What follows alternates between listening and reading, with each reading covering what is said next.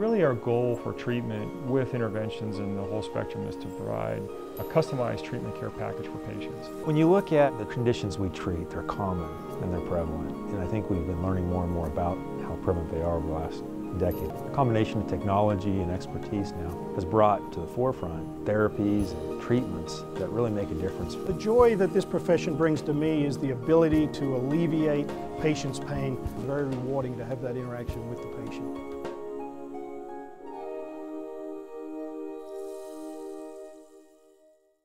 What brought you guys out here today? To save the boilers. Today we had a community cleanup effort at the boilers and we were just overwhelmed by the response. We had over 200 volunteers show up. You know, there were some people who said if you plan something like this, no one will show up. Well, they showed up and I'm really not a bit surprised. But I grew up swimming here. Great tradition of learning to swim here and stuff like that here in Washington City. And I think they should continue to do it. I grew up in Washington. That's where my roots are. My grandfather, my father, all grew up in Washington, and they also swam in the boilers as I did as a child. And it's been sad for me that my children have not been able to come because it's been closed down in their lifetime. In '59, when I was traveling from BYU to California, I'd stop here and go swimming occasionally.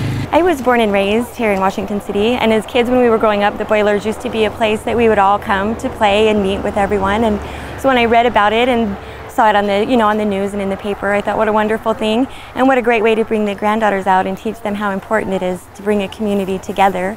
Well, yesterday we went down to the park together to check out what's going on. We found the stand, we found out what's going on, and we just decided to come down and help out because we want to see this just get better. I really liked helping with their project because it was really fun to do, and I liked knowing that I was helping people in the environment, and the scenery was really pretty. It's like bringing like a piece of history back to life. It's pretty cool. I know I like nature a lot and keeping things clean, and so it seemed like a great opportunity to come help. And he's a Cub Scout, so we know service is important to the community, so we invited friends and just got here as quick as we could. We're not from this area, so always looking for fun places to bring the grandchildren. So we just thought, well, we wanted to see it up close and personal, so here we are today to help with the cleanup effort. I picked up the sticks. I feel great preserving this. Butterflies. I get an allowance each 2 weeks for $20.